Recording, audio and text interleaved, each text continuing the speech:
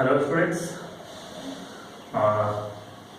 हम लोग अभी तक स्टडी किए थे कि डीएनए जेनेटिक मटेरियल होता है, उससे रिलेटेड क्वेश्चंस जो भी थे हम लोगों ने उसके बारे में डिस्कस कर लिया।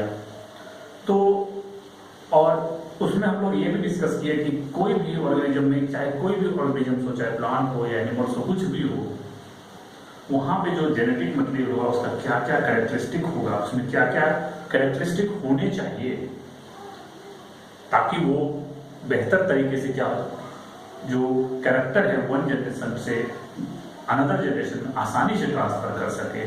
तो उसका मैंने कैरेक्टरिस्टिक देखा कि क्या क्या कैरेक्टरिस्टिक होने चाहिए। उसमें सेल्फ रेप्लिकेशन का जो है उसमें पावर होना चाहिए। दूसरा, उसमें म्यूटेशन का रेट बहुत स्लो होना चाहिए।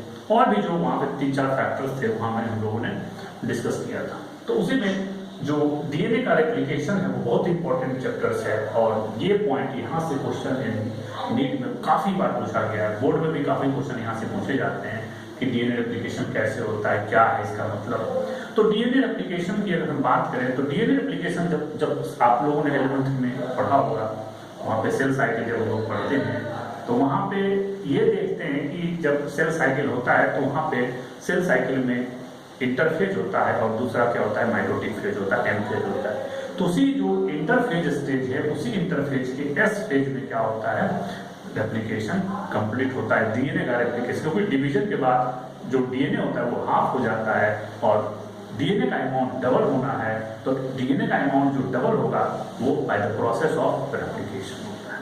यानी डुप्लीकेशन मतलब डबल अमाउंट तब होगा जब रेप्लिकेशन होगा, और वो प्रोसेस है यानी replication is the process in which double या amount of DNA becomes double. यानी एक है उससे 2 बन जाएगा, that is called the duplication. और जो प्रोसेस है डुप्लीकेशन का, that is called the replication. Okay, तो यह शॉर्ट टर्म में अगर हम बात करें, डिफाइन करें डीएनए रेप्लिकेशन का, तो जब डीएनए चूंकि डबल स्टैंडर्ड होता है और उसी डबल स्टैंडर्ड में एक स्टैंड जब दोनों स्टैंड अलग होते हैं तो एक स्टैंड जो ये जो डीएनए होता है वो 2 स्टैंड, ये मान ले सपोज लो ये पहला डीएनए है, तो ये जो डीएनए है इस डीएनए को बोला जाता है मदर डीएनए। अब इस डीएनए को मदर डीएनए कहा जाता है। तो सबसे पहला सवाल ये उठता है कि भाई इसको मदर डीएनए क्यों बोला जाता है, फादर डीएनए क्यों नहीं बोला जाता है, ब्रदर डीएनए क्यों नहीं बोला जाता है।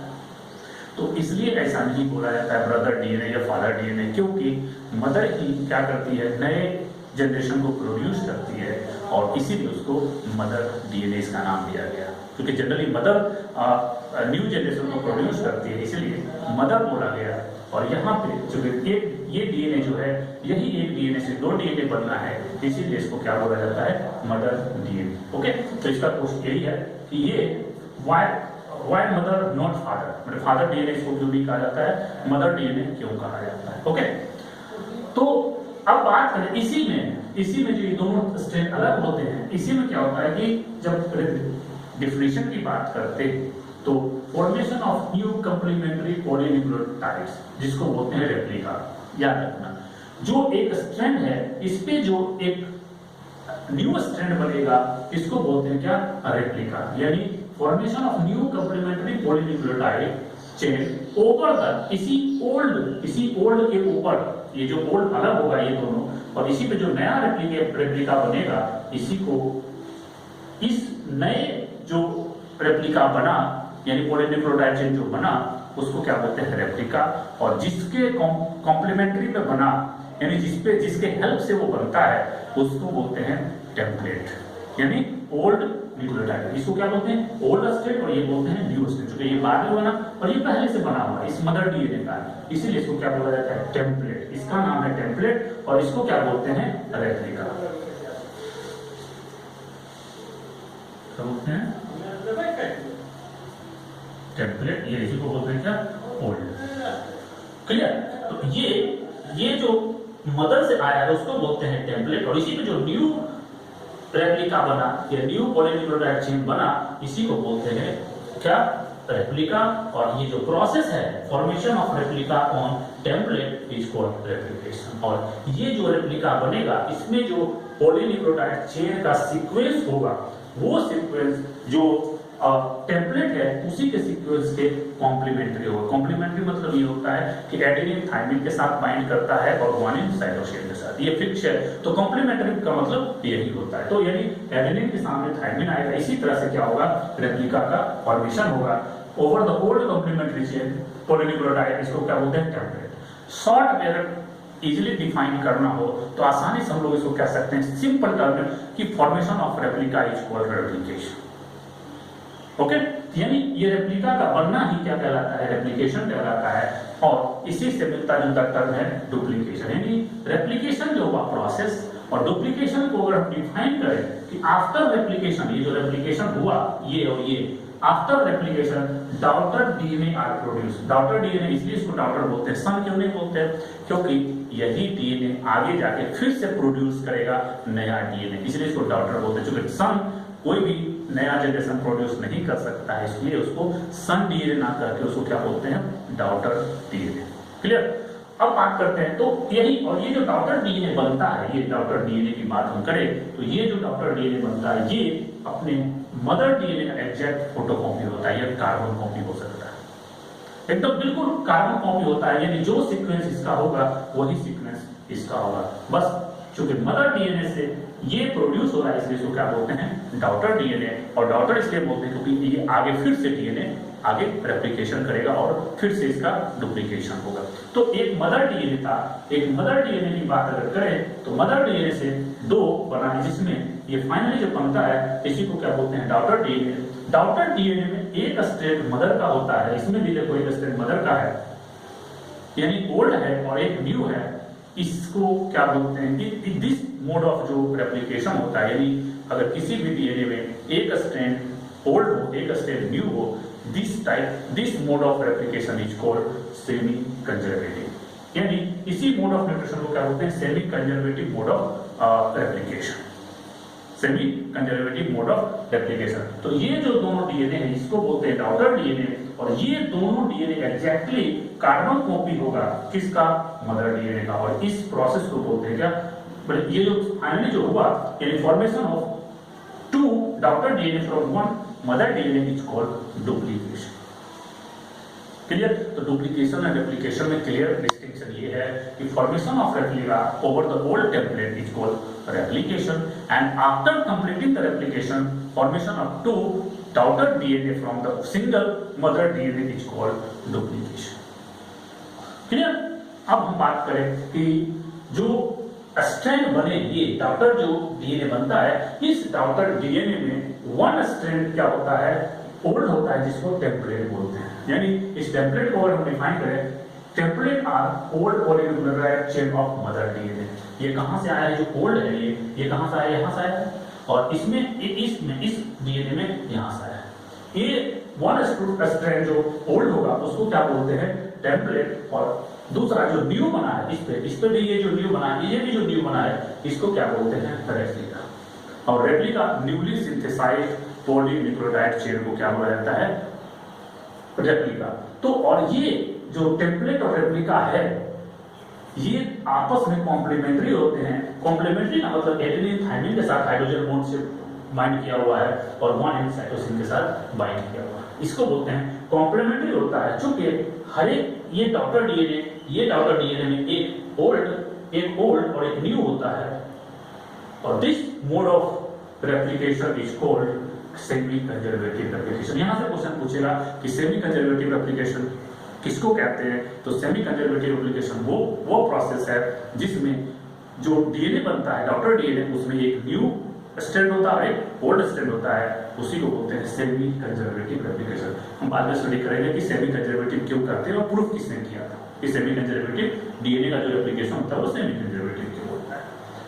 इसी को बात अगर करें, एक टर्म यूज किया जाता है रेप्लिकोन। चूंकि रेप्लिकेशन की बात हम कर रहे हैं यहाँ पे, तो रेप्लिकेशन का जो यूनिट होता है उसको रेप्लिकोन बोला जाता है। यहाँ से भी क्वेश्चन पूछा गया है, नीट में और एम्स में भी क्वेश्चन यहाँ से आया है कि व्हाट इज रेप्लिकोन, यानी it is the unit of replicon. जिस पार्ट में जितना पार्ट में रेप्लिकेशन हो रहा है या जितना पार्ट का रेप्लिकेशन होना है उस पार्ट को रेप्लिकोन बोलते हैं। क्योंकि पूरा डीएनए का रेप्लिकेशन नहीं होता है, जितना पार्ट का जरूरत है उसके हिसाब से रेप्लिकेशन होता रहता है। अगर एक सेल है तो एक सेल जब जाएगा इंटरफेज में तो क्या होगा, वो उसका जो है जो डीएनए है वो जो हाफ हुआ है वो फिर से डबल हो जाएगा। तो रेप्लिकेशन में क्या होता है कि it is unit of replication in which have in the completion of DNA synthesis, क्योंकि डीएनए का अमाउंट डिवीजन की वजह से जब माइटोसिस होता है तो सेल में डीएनए का अमाउंट हाफ हो जाता है। तो अगर वो डुप्लीकेशन नहीं होगा, ये रेप्लिकेशन नहीं होगा तो डुप्लीकेशन नहीं होगा, और डुप्लीकेशन नहीं होगा तो अगर अगला डिवीजन हुआ तो क्या होगा, डीएनए का अमाउंट और हाफ हो जाएगा, जिसकी वजह से जो वो जनरेशन है वो खत्म हो जाएगा और वो कंटिन्यूटी नहीं रहेगी। ठीक है, तो इसीलिए डीएनए का डुप्लीकेशन बहुत जरूरी है। और कहाँ कब होता है डीएनए का डुप्लीकेशन? ये एस फेज, जिसको एस मतलब सिंथेटिक फेज बोलते हैं, किसमें? Cell cycle. Synthetic phase cell cycle में क्या होता है, रेप्लिकेशन के थ्रू डुप्लीकेशन होता है, डबल अमाउंट हो जाता है और डीएनए फिर माइटोसिस होगा, फिर हाफ हुआ, फिर डबल होगा, फिर हाफ हुआ, फिर डबल होगा। ऐसे इस तरह से रेगुलर ये डिवीजन चलता रहता है। ये रेप्लिकेशन या इसे कह सकते हैं डुप्लीकेशन रेगुलरली होता रहता है। तो हम रेप्लिकोन की बात अगर करें तो रेप्लिकोन अगर हम यूकैरियोट या प्रोकैरियोट में देखें तो पहले प्रोकैरियोट की अगर बात करें तो प्रोकैरियोट का जो क्रोमोसोम्स होता है वो क्रोमोसोम्स को बोला जाता है जीनोफोर। यहाँ से क्वेश्चन आया हुआ है में कि जो प्रोकैरियोट है लाइक बैक्टीरिया उसका या ब्लू ग्रीन एलगी जो भी है, जो भी प्रोकैरियोट्स में आएंगे उस प्रो मतलब होता है प्रिमिटिव, कैरियोट मींस न्यूक्लियस, जिसका न्यूक्लियस प्रिमिटिव हो उसको प्रोकैरियोट को। तो प्रोकैरियोट्स का जो क्रोमोसोम्स होते हैं उसको जीनोफोर बोलते हैं। इसको क्रोमोसोम्स इसलिए नहीं बोलते हैं क्योंकि उसके क्रोमोसोम में हिस्टोन प्रोटीन एब्सेंट होता है। क्या होता है? हिस्टोन प्रोटीन एब्सेंट होता है, इसलिए no histone protein is present in genophore. और ये जो जीनोफोर होता है इसका जो स्ट्रक्चर हम देखें तो ये क्या होता है, सर्कुलर डीएनए होता है। सर्कुलर डीएनए की बात करो, इसमें सिर्फ ओरिजिन जो है सिर्फ एक ही होता है जहां से रेप्लिकेशन होता है, यानी जो प्रोकैरियोट्स का डीएनए होगा वो जीनोफोर कहलाएगा और सर्कुलर डीएनए होता है, और उसमें जो ओरिजिन होता है वो सिंगल ओरिजिन ऑफ रेप्लिकेशन होता है, जहां से ओरिजिन उसको बोलते हैं जहां से रेप्लिकेशन शुरू होता है, और यहाँ से शुरू होगा और ये साइड में होता है वो पूरा कंप्लीट हो जाएगा। अगर एक ही बार में कंप्लीट हो जाता है उस पूरे प्रोसेस को बोलते हैं, या ये इस टाइप के, और अगर एक ओरिजिन सिंगल हो एक ही बार में पूरा कंप्लीट रेप्लिकेशन हो जाए, इस टाइप के रेप्लिकेशन को बोलते हैं मोनो रेप्लिकोनिक, या इस तरह के रेप्लिकोन को बोलते हैं मोनो रेप्लिकोनिक। मतलब एक ही बार में, एक बार पूरा हो गया, यानी मोनो मतलब एक ही बार में एक ही रेप्लिकोन बन रहा है, इसलिए इसको बोलते हैं मोनो रेप्लिकोन। लेकिन यूकैरियोट की बात करें तो उसके क्रोमोसोम में हिस्टोन प्रोटीन्स भी होते हैं, डीएनए भी होते हैं, और डीएनए जो यूकैरियोट्स के होते हैं प्रोकैरियोट से, इसका मॉलिक्यूलर वेट यूकैरियोट का डीएनए का ज्यादा होता है। क्यों? इसलिए ज्यादा होता है कि साइज बड़ी होती है, और इसमें जो रेप्लिकेशन का जो ओरिजिन है, हम ये बात अगर करें ओरिजिन क्या है, देखो इसमें बहुत सारे ओरिजिन होते हैं, और इस ओरिजिन, ये ओरिजिन R1 रेप्लिकोन बनाएगा, ये ओरिजिन R2 रेप्लिकेन, और तीसरा ओरिजिन R3 रेप्लिकोन, और ये चूंकि 3 रेप्लिकोन बना रहा है, इसलिए चूंकि यूकैरियोट का क्रोमोसोम बड़ा है और अगर उसमें मोनो रेप्लिकोनिक होगा तो एक बार अगर एक ही रेप्लिकोन बनेगा तो उसके थ्रू जो रेप्लिकेशन होगा तो टाइम लग जाएगा। इसलिए क्या होता है, फ्रैगमेंट में रेप्लिकेशन होता है, इतना हुआ फिर इतना हुआ इतना हुआ, और बाद में जो फ्रैगमेंट है वापस में जुड़ जाते हैं और पूरा का पूरा जुड़ जाता है। जैसे अगर हम बात करें कि अगर हमारे पास बहुत सारे कॉइन्स हैं, अब हमने क्या किया, एक ही स्टूडेंट को 1000 कॉइन दे दिया, इसको काउंटिंग करो। लेकिन अगर हमने क्या किया कि कुछ 10 स्टूडेंट को मैंने छोटे छोटे पार्ट में अगर दे दिया और मैंने कहा काउंटिंग करो, तो एक स्टूडेंट को 1000 गिनने में टाइम लगेगा। लेकिन अगर 10 है तो 10 में अगर मैंने उसको डिवाइड किया, 20 में मैंने उसको डिवाइड कर दिया, तो सबको बस जैसे ही बताएगा कि किसके पास कितना कॉइन, बस कल ऐड कर दो, क्या हो जाएगा, कैलकुलेशन बहुत आसान हो जाएगा।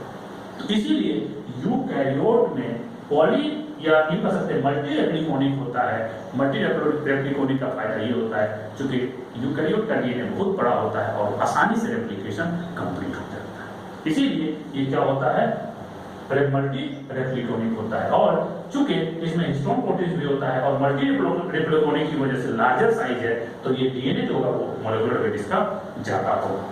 तो इसी के बेसिस पे हम क्या सकते हैं, अगर एक फॉर्मूला हम बना सकते हैं कि number of replicon directly proportional to molecular weight of DNA, यानी जिस ऑर्गेनिजम्स का मॉलिक्यूलर वेट ज्यादा होगा, रेप्लिकोन जो होगा वो ज्यादा होगा, यानी डायरेक्टली प्रोपोर्शनल है। साइज बड़ा है तो उसको रेप्लिकेशन के लिए ज्यादा छोटे छोटे पार्ट में बनाएगा, तभी आसानी से होगा। छोटा डीएनए तो होता नहीं है, यूकैरियोट का बड़ा डीएनए होता है तो उसमें मल्टी रेप्लिकोनिक इसीलिए होता है ताकि आसानी से या जल्दी से रेप्लिकेशन कंप्लीट हो जाए।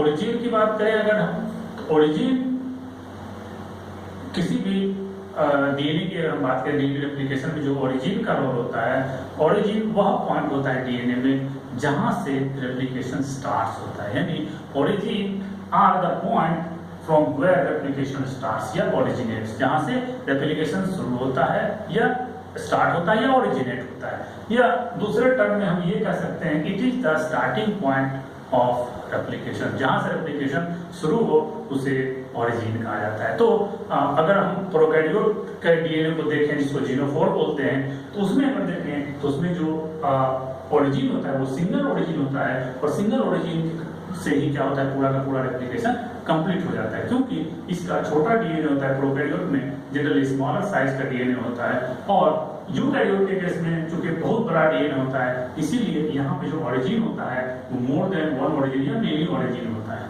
और मेनी ओरिजिन इसलिए होता है क्योंकि रेप्लिकेशन फास्ट करना होता है, साइज बड़ा है तो रेप्लिकेशन कंप्लीट करने के लिए अगर ऐसे नहीं करेगा तो हो सकता है कि कुछ गड़बड़ी उसमें रेप्लिकेशन में आ जाए, इसीलिए ऐसा करता है ताकि जब रेप्लिकेशन हो तो उसमें एक्यूरेसी बहुत अच्छा हो, उसमें कोई अनवांटेड जो एडेनिन के साथ थाइमिन ही बाइंड करे, गुआनिन के साथ साइटोसिन ही बाइंड करे, कोई और एडेनिन के साथ गुआनिन या इस तरह का कोई कॉम्बिनेशन ना हो। तो ये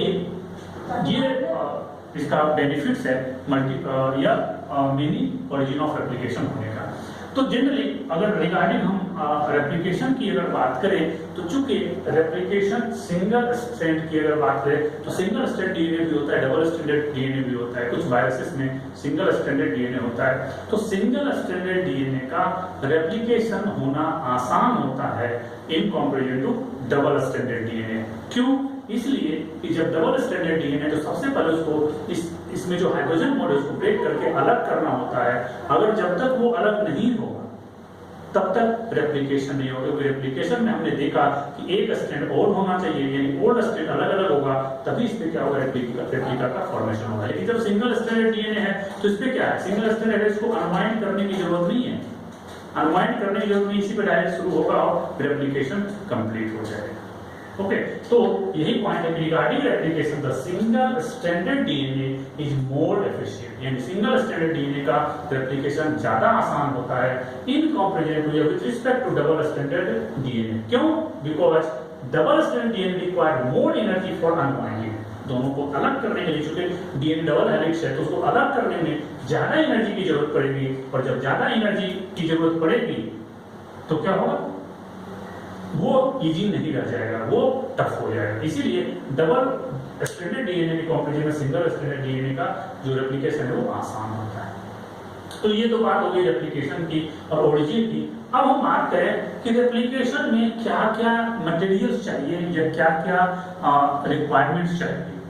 इसमें तो बहुत सारी चीजों का रिक्वायरमेंट होता है। तो पहला रिक्वायरमेंट है क्या, एंजाइम्स। इसमें बहुत सारे एंजाइम्स इन्वॉल्व होते हैं और वो एंजाइम्स क्या करते हैं, वहां पे फंक्शन करते हैं और एप्लीकेशन को कंप्लीट कराते हैं। तो उसमें मेनली जो 7 टाइप्स ऑफ एंजाइम्स पाया जाता है और वो 7 टाइप ऑफ एंजाइम्स क्या करता है, सारे फंक्शन को कंट्रोल करता है। तो पहला बात करें, जब रेप्लिकेशन स्टार्ट होगा तो सबसे पहला जो एंजाइम फंक्शन करेगा that is strand destabilising protein, या एंजाइम इसको बोलते हैं, या दूसरे टर्म में स्ट्रैंड डिस्टेबलाइजिंग प्रोटीन का दूसरा नाम हम हेलिकेज भी बोल सकते हैं, हेलिकेज को अनवाइंडेज भी बोल सकते हैं, या इसी को क्या बोलते हैं, अनवाइंडिंग प्रोटीन भी हम बोल सकते हैं, क्योंकि इसका काम ये होता है कि जो स्टेबल डीएनए उसको डिस्टेबलाइज करेगा, इसलिए इसको बोलते हैं स्ट्रैंड डिस्टेबलाइजिंग प्रोटीन। इसी को एसडीपी या एसडीपी यानी हेलिकेज डिस्टेबलाइजिंग प्रोटीन। डिस्टेबलाइज करने का मतलब है कि दोनों स्ट्रैंड को क्या करेगा, अलग करना शुरू करेगा, और जैसे ही ये डिस्टेबलाइज करेगा तो दूसरा एंजाइम हेलिकेज, वो हेलिकेज क्या करेगा, हाइड्रोजन बॉन्ड को काटना शुरू करेगा, यानी ब्रेक करना शुरू करेगा। हेलिकेज का मेन काम यही है कि ये दोनों स्ट्रैंड में जो हाइड्रोजन बॉन्ड है उसको ब्रेक करेगा और क्या करेगा, दोनों स्ट्रैंड को सेपरेट कर देगा, और सेपरेट करने के बाद वहां पे ये हेलिकेज एंजाइम को ये दोनों एंजाइम क्या करेगा, सपोर्ट करेगा अलग करने में, यानी ये तीनों मिलके क्या करेगा, डीएनए डबल हेलिक्स को क्या करेगा, अनवाइंड कर देगा, यानी अलग अलग कर देगा। क्लियर? अब सेकेंड प्रोटीन है जो अलग हुआ है वो फिर से ना जुड़ जाए, वो आपस में फिर से ना जुड़ जाए, उसके लिए क्या करते हैं, एक और वहां पे एंजाइम्स या प्रोटीन्स काम करता है, उसको बोलते हैं स्ट्रैंड स्टेबलाइजिंग प्रोटीन। यानी ये क्या करता है, यानी दोनों स्ट्रैंड फिर से बाइंड ना हो जाए, इसीलिए दोनों के चारों तरफ क्या होता है, दोनों पे बाइंड हो जाता है ये प्रोटीन, और ये यूं कह सकते हैं ये एंजाइम, ताकि ये आपस में जुड़ ना जाए। जिसका मेन काम क्या है, दोनों स्ट्रैंड को अलग रखना, यानी सिंगल स्ट्रैंड के स्ट्रक्चर को मेंटेन रखना, ताकि वो फिर से डबल स्ट्रक्चर ना बन जाए। नेक्स्ट एंजाइम है टोपोआइसोमेरेज। टोपोआइसोमेरेज जो होता है, ये क्या करता है, डीएनए डबल स्ट्रैंड जो होता है, तो ड्यूरिंग रेप्लिकेशन ये क्या करता है, topologically it controls the structure of DNA. Topologically मतलब जो डीएनए अनवाइंड किया हुआ रहता है, तो रेप्लिकेशन अगर होगा तो क्या होगा, धीरे धीरे उसमें टॉर्सन हो जाता है, बहुत ज्यादा टॉर्सन आ जाता है। तो ये क्या करता है कि मान लीजिए रस्सी, मान लीजिए सब रस्सी को पूरा टाइट कर लो, और रस्सी को जब टाइट करोगे तो क्या होगा, उसका टॉर्सन बढ़ता चला जाता है। तो उसी तरह से डीएनए का जब रेप्लिकेशन होता जाता है, तो दोनों रस्सी को खींचते जाओगे तो आगे टॉर्सन बढ़ती चली जाती है। तो ये क्या करता है, अगर कैंची से एक रस्सी को हम काट दें तो क्या करेगा, वो रस्सी तेजी से घूमेगा और फिर से वो टॉर्सन खत्म हो जाएगा और सिंपल हो जाएगा। तो ये एक्चुअली टोपोआइसोमेरेज यही करता है कि जब रेप्लिकेशन होता है तो एक तरफ सुपर कॉइलिंग हो जाती है, और सुपर कॉइलिंग को ये क्या करता है, टोपोआइसोमेरेज कट करता है, जिसकी वजह से वो सुपर कॉइलिंग फिर से कॉइलिंग में कन्वर्ट हो जाता है और रेप्लिकेशन आगे आसान हो जाता है। तो टोपोआइसोमेरेज की अगर बात करें, ये दो टाइप का होता है, टोपोआइसोमेरेज 1 एंड टोपोआइसोमेरेज 2 यानी सेकेंड। तो टोपोआइसोमेरेज 1 को इसलिए 1 कहते हैं क्योंकि यह डबल हेलिक्स में सिर्फ एक स्ट्रैंड को काटेगा, इसीलिए इसको क्या बोलते हैं, टोपोआइसोमेरेज 1, और ये जनरली यूकैरियोट्स में प्रेजेंट होता है। लेकिन प्रोकैरियोट्स में जो टोपोआइसोमेरेज सेकेंड होता है, इसको इसलिए टोपोआइसोमेरेज सेकेंड बोलते हैं क्योंकि ये इसको भी काटेगा और जल्दी से क्या होगा, रिकॉइलिंग हो जाएगा। यानी जो सुपर कॉइलिंग हुआ था, एक स्ट्रैंड कटेगा तो धीरे धीरे रिकॉइलिंग होगी, या यूं कह सकते हैं टेंशन खत्म होगा, और अगर दोनों स्ट्रैंड काट देंगे तो क्या होगा, जल्दी जल्दी हो जाएगा। तो यही टोपोआइसोमेरेज सेकेंड जो है और प्रोकैरियोट्स में काम करता है, जिसको हम लोग क्या कहते हैं, बैक्टीरिया, और इसी टोपोआइसोमेरेज का नाम है क्या, गायरेज।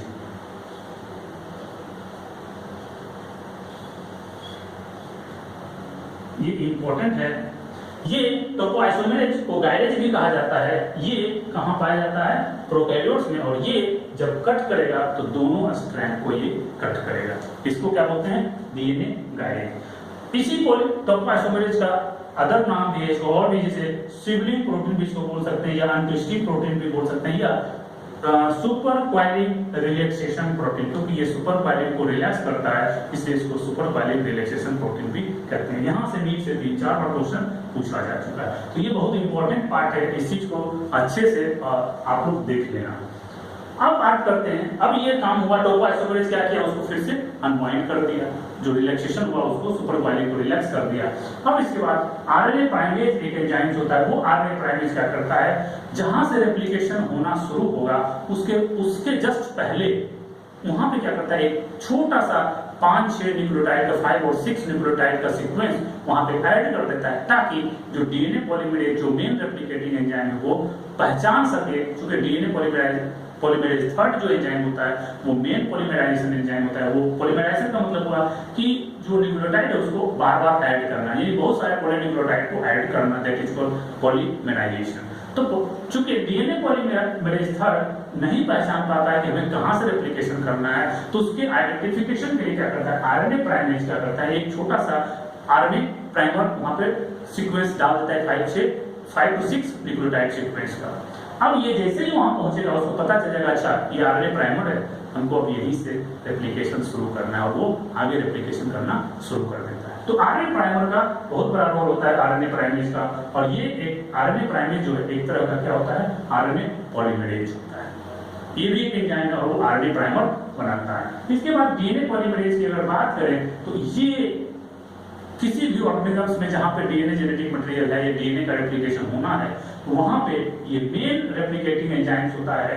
क्यों डीएनए पॉलीमरेज ही रेप्लिकेटिंग एंजाइम्स होता है, इसके पीछे तो सबसे पहले क्यों होता है इसकी बात करते हैं। इसको इसलिए डीएनए पॉलीमरेज थर्ड बोलते हैं, या डीएनए पॉलीमरेज थर्ड जो होता है main replicating enzyme, because it have high polymerisation rate. यानी जो एडिशन ऑफ न्यूक्लियोटाइड जो होता है दैट इज कॉल्ड पॉलीमराइजेशन, और जो एडिशन ऑफ न्यूक्लियोटाइड जो होगा वो इतना बहुत ज्यादा फास्ट होता है, बहुत ज्यादा फास्ट होता है, बहुत ज्यादा स्पीड में होता है, इसीलिए जो चूंकि उसको बोलते हैं पॉलीमराइजेशन रेट पर सेकेंड। जितना ज्यादा ये ऐड करता है कोई और डीएनए पॉलीमरेज नहीं करता है, इसीलिए यही पॉलीमरेज थर्ड क्या करता है, रेप्लिकेटिंग एंजाइम करता है, यानी मेन रेप्लिकेटिंग एंजाइम यही होता है।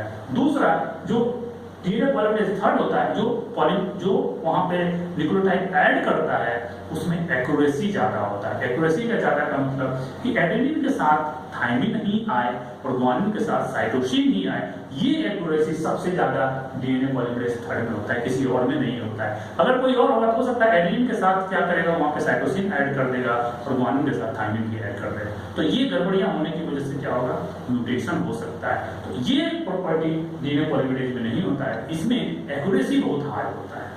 अब चूंकि डीएनए पॉलीमरेज जो है ये डीएनए से डीएनए बनाता है, इसीलिए इसको दूसरा नाम बोला गया DNA dependent DNA polymerase enzyme इसको बोला जाता है। तो यहां से क्वेश्चन भी अराइज किया हुआ है, DNA dependent DNA polymerase enzyme किसको बोलते हैं, तो डीएनए पॉलीमरेज थर्ड। ओके, कुछ एग्जांपल्स है डीएनए पॉलीमरेज का जो स्पेशली ई कोलाई एस्टेरेटिया कोलाई होता है, इसमें total number of base pairs जो होते हैं 4.6 into 10 power 6 बेस पेयर्स होते हैं, और इसमें जो पॉलीमराइजेशन रेट होता है डीएनए पॉलीमरेज थर्ड का वो 2000 बेस पेयर पर सेकंड होता है, यानी एक सेकंड में 2000 बेस पेयर को ऐड करता है और उसका टोटल बेस इतना है। तो एक क्वेश्चन यहाँ बनता है जिसको आप लोग हम आंसर भी बता दिए हैं, क्वेश्चन में लिख दिए, आप कैलकुलेट करके देख लीजिएगा। अगर कहीं प्रॉब्लम आएगी तो हमसे हमारे व्हाट्सएप पर्सनल व्हाट्सएप नंबर पे आप हमें सेंड कर दीजिएगा, मैं कैलकुलेट करके कम्युनिकेट कर दूंगा, ठीक है। तो इसमें यहाँ से क्वेश्चन क्या आया हुआ है, ये पूछा गया कि calculate time taken for single replication, यानी कितना बेस पेयर है और इसको पूरा एक बार रेप्लिकेट होने में कितना टाइम लगेगा। चूंकि को यहाँ हमें पता है कि एक सेकंड में 2000 बेस पेयर है, तो हम कर सकते हैं कैलकुलेट कैसे कि इस 1 सेकंड 2000 बेस पेयर, इसलिए या यूं कर सकते हैं कि इतना बेस पेयर रेप्लिकेटेड इन 1 सेकंड। ओके, इसलिए इतना base pair is replicated in how much second या हाउ मच मिनट या हाउ मच आवर्स। तो इसको आंसर ये है 0.6 आवर्स या 38.4 मिनट्स, यानी ई कोलाई का जो पूरा रेप्लिकेशन होने में जो अगर इतना बेस है उसमें, तो रेप्लिकेशन पूरा होने में 38.4 मिनट उसको लगेगा कंप्लीट रेप्लिकेशन करने में। इसी तरह से बात करें ह्यूमन में जो टोटल बेस पेयर्स होते हैं वो 6.6 into 10 to the power 9 base pair होते हैं। कभी लोग क्वेश्चन से ये स्केप कर देगा कि ये अंडरस्टूड होना चाहिए, क्योंकि ह्यूमन जीनोम प्रोजेक्ट में ये क्लियर हो चुका है कि ह्यूमन बीइंग में इतना क्या होता है बेस पेयर्स होते हैं, इसलिए ये क्लियर रहना है। अब ह्यूमन में अगर हम कैलकुलेट करें, इसमें पॉलीमराइजेशन रेट जो होता है वो 7.64 into 10 to the power 5 base pair पर सेकंड ये ऐड करता है, यानी एक सेकंड में जो डीएनए पॉलीमरेज थर्ड है ह्यूमन के केस में इतना बेस पेयर को ऐड करता है, और इतना करने में कितना टाइम लगता है, यहाँ पे भी वही क्वेश्चन आएगा कि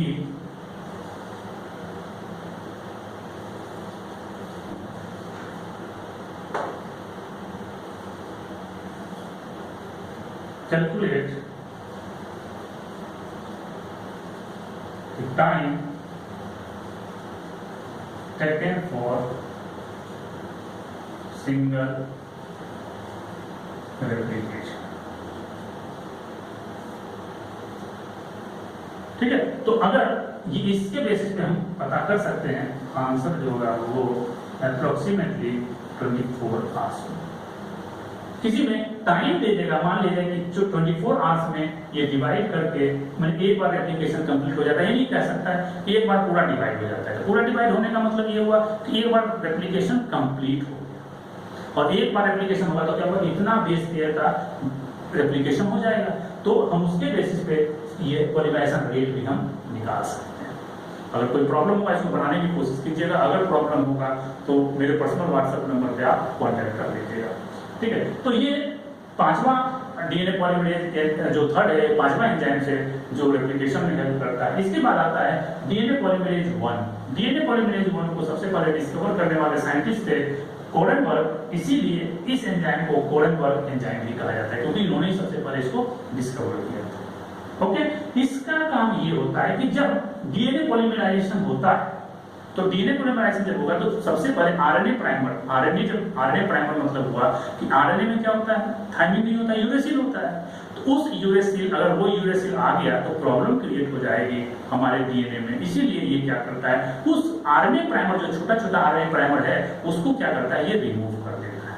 और रिमूव करने के बाद जो डीएनए पॉलीमरेज बनाया था और जो आरएनए प्राइमर के बीच में गैप रह जाता है, उस गैप में क्या होता है, ये उसमें डीएनए क्या करता है, यानी पॉलीन्यूक्लियोटाइड को क्या करता है, उसमें छोटा छोटा फ्रैगमेंट ऐड कर देता है, यानी डीएनए फ्रैगमेंट वहां पे ऐड कर देता है, जिसकी वजह से वो पूरा का पूरा डीएनए जो है वहां पे वो फिल हो जाता है। और फिल होने की वजह से जो तो वहां पे जो आरएनए प्राइमर हटाएगा, ये एंजाइम सबसे पहले तो रिमूव करेगा, दूसरा उसी आरएनए प्राइमर की जगह पे गैप हो जाएगा, उस गैप को भरने में जो छोटा छोटा फ्रैगमेंट बनाता है, that is called Okazaki fragments. और ये ओकाजाकी फ्रैगमेंट इसलिए इसको कहा जाता है क्योंकि इसको डिस्कवर करने वाले साइंटिस्ट ओकाजाकी, जो जापान में रहने वाले थे, उन्होंने इसके बारे में रिपोर्ट किया था, इसीलिए इसका नाम रखा गया ओकाजाकी फ्रैगमेंट। और ओकाजाकी फ्रैगमेंट बन गया।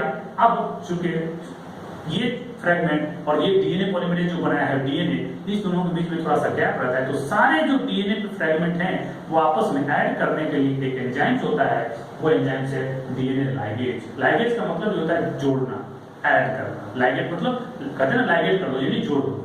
तो डीएनए लाइगेज क्या करता है, पूरा डीएनए को कंप्लीटली, जो जितने भी ओकाजाकी फ्रैगमेंट्स और मेन डीएनए है, सबको क्या करता है, ये कंबाइन कर देता है, पूरा एप्लीकेशन कंप्लीट हो जाता है। तो इस तरह से जो इसमें मेन मटेरियल रिक्वायर्ड होता है डीएनए एप्लीकेशन में, वो एंजाइम से, और भी है दूसरा बी जो उसमें रिक्वायरमेंट होता है रॉ मटेरियल, और तीसरा क्या होता है, एनर्जी की जरूरत पड़ती है। तो इसको हम लोग नेक्स्ट क्लास में